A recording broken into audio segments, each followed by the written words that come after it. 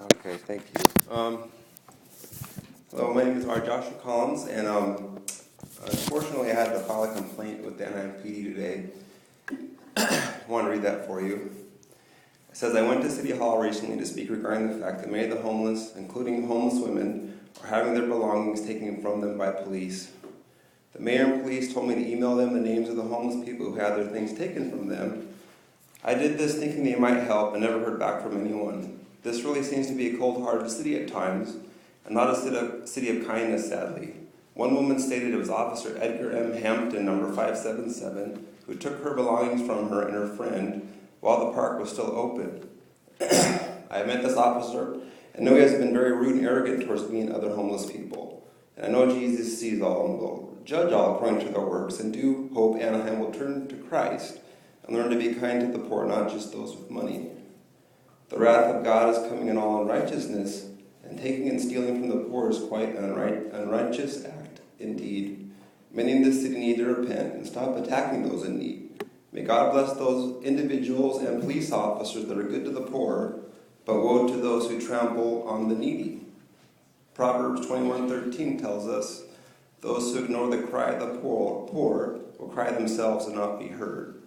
So that's kind of what I wrote to Anaheim PD today, and I'm hoping that you guys will get more involved in what's going on with the homeless at Maxwell Park and other places where the police are still taking people's things, and their blankets and stuff, and they have nowhere to sleep, and I don't understand it, especially homeless women. How can a police officer do that? It's like men don't do that to women, especially homeless women.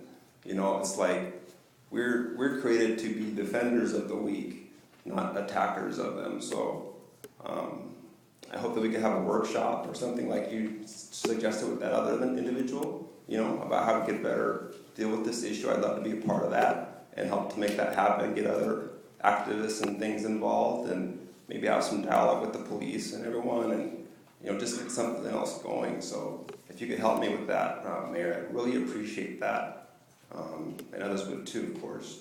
And I'd love to hear that you'd be open to that. So please let me know. Thank you. Very good. Thank you. As a city manager, this gentleman mentioned he sent us an email and get a response on some specific instances. If we could look into that, make sure to respond to all those specific things that he talked about. And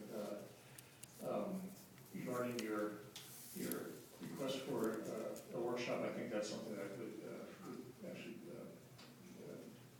be helpful.